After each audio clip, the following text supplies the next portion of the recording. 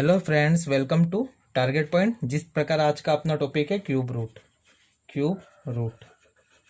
घनमूल। ठीक है, आपको जिस प्रकार दिख रहा होगा 1 से लेकर 10 तक के क्यूब यहाँ पर शो हो रहे हैं और 1 से लेकर 10 तक के क्यूब आपको मुझे याद होना जरूरी है क्यूब रूट निकालने के लिए।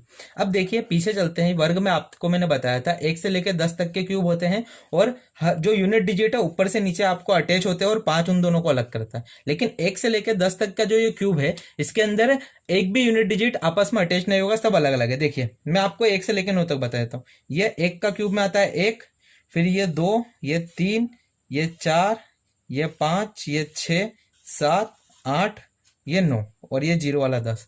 मतलब आप देखोगे 1 से लेकर 9 तक के सारे, 0 से लेकर 9 तक के सारे अंक यूनिट डिजिट में इसमें शो होते हैं, तो इसमें काम थोड़ा आसान हो जाता है। ठीक है, कुछ क्वेश्चन के थ्रू मैं आपको समझाता हूँ, आप 1 सेकेंड के अंदर या 2 सेकेंड के अंदर कैसे डायरेक्ट निकाल सकते हो वर्गमूल। चलिए देखते हैं। चलिए फ्रेंड देखते हैं, पहला क्वेश्चन है आपका, जैसे कि आप ले लीजिए क्यूब रूट के अंदर 7, 9, 5, 0 और 7। ठीक है, चलिए 2 सवाल करते हैं एक साथ, थोड़ा आपको समझने में आसानी होगी। मैं पहला सवाल आपको थोड़ा प्यार से समझाऊंगा, इसको अच्छे से देखना। पहला आ जाएगा आपको, तो बाकी सारे तो 1 सेकेंड में हो जाएंगे। देखो क्यूब है, क्यूब रूट निकालना है आपको, तो आपको आखिरी के 3 जो अंक है इनको हटा दो। ये 3 हटाए, अब आखिरी में यूनिट डिजिट 7 है, तो आप सोचो आखिरी में 7 किस में आता था, किसके क्यूब में आखिरी में 7 आता है?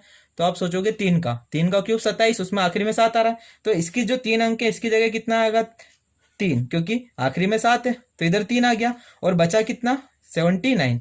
तो ऐसी संख्या का क्यूब सोचो जिसका जो क्यूब हो वो 79 से ज्यादा ना हो। तो मैंने सोचा 4 का क्यूब 64 होता है, 5 का 125, तो 125 तो इससे ज्यादा हो जाएगा, तो मतलब 4 का क्यूब। तो इसका फाइनल आंसर ही क्या है? 43।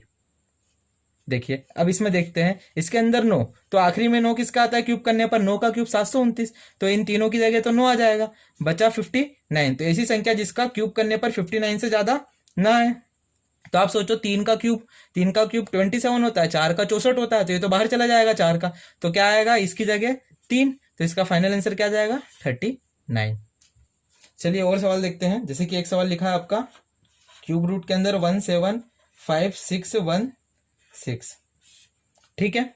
अब देखिए इसके अंदर आपको पता है क्यूब रूट के सवाल आते हैं एग्जाम में, है ना?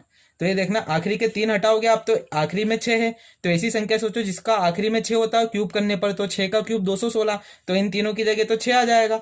इधर लिखा है 175, ऐसी संख्या सोचो जिसका क्यूब करने पर 175 से ज्यादा ना जाए, तो वो 5 होगा, 5 का 125 होता है क्यूब और 6 का तो 216 होता है, तो इधर क्या आएगा? इसकी जगह आएगा 5। तो इसका आंसर कितना जाएगा? 56 सॉरी। ठीक है, अगला सवाल देखते हैं। क्यूब रूट के अंदर लिखा है 704969। ठीक है, अब देखते हैं आखिरी के 3 अंक हटाए आपने, अब यहाँ पर आखिरी में 9 है, तो इसी संख्या जिसका क्यूब रूट करने पर क्या? क्यूब करने पर 9 आए, तो 729 9 का होता है, तो इन तीनों की जगह तो 9 आ जाएगा। अब यहाँ पर 704 बचा, तो ऐसी संख्या सोचो जिसका क्यूब करने पर 704 से ज्यादा ना जाए। अब 9 का तो कितना हो रहा है? 729 हो रहा है, तो एक कम करेंगे तो ये 8 का 512 होता है, तो इन तीनों की जगह क्या जाएगा? 8। तो इसका आंसर कितना जाएगा आपका? 89। ठीक है, चलिए फ्रेंड्स ये आखिरी सवाल है आज का।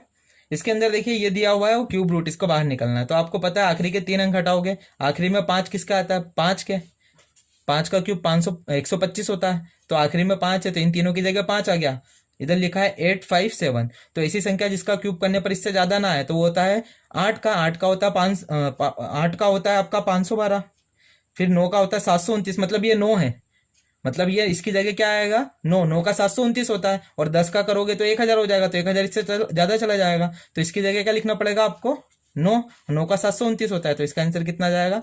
95। आशा करता हूँ आपको समझ में आ गया होगा। Thank you so much.